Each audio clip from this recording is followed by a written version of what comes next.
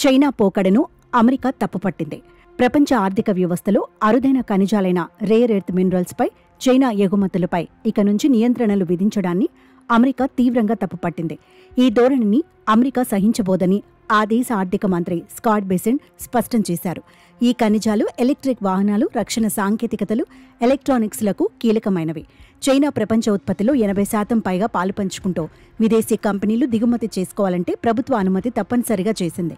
ఈ చర్య ప్రపంచవ్యాప్తంగా సరఫరా గొలుసులను భంగపరుస్తూ ఆర్థిక యుద్ధానికి దారితీస్తోందని అమెరికా ఆర్థిక మంత్రి స్కాట్ బెసెంట్ ఓ న్యూస్ ఇంటర్వ్యూలో మండిపడ్డారు.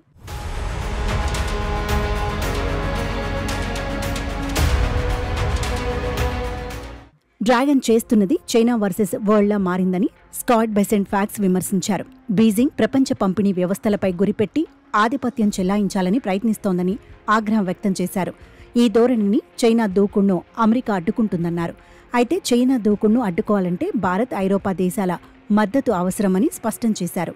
భారత్లో రేర్ ఎర్త్ రిజర్వులు సుమారు 6.9 మిలియన్ టన్నులు ఉండటం, ఆస్ట్రేలియా, జపాన్తో కలిసి క్వాడ్ అలయన్స్ ద్వారా డైవర్సిఫికేషన్ ప్రణాళికలు రూపొందించడం భారత్ను కీలక మిత్రుడిగా మార్చింది. ఇది అమెరికా భారత ఆర్థిక భాగస్వామ్యాన్ని బలోపేతం చేస్తుందని విశ్లేషకుల అంచనా. అయితే రష్యా నుంచి చమురు దిగుమతులపై భారత్పై అమెరికా పన్నులు విధించిన నేపథ్యంలో ఈ కోరిక ఆసక్తికరంగా మారింది.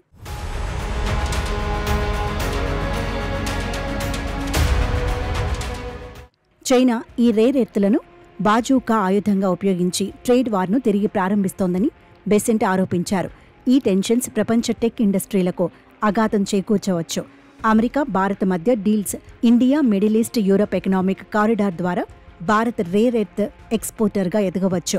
చైనా ట్రేడ్ ట్యాక్స్లో డీ-ఎస్కలేషన్ చర్చలు జరుగుతున్నప్పటికీ ఈ అలయన్స్లు గ్లోబల్ సప్లై చైన్లను మార్చేలా కనిపిస్తున్నాయి.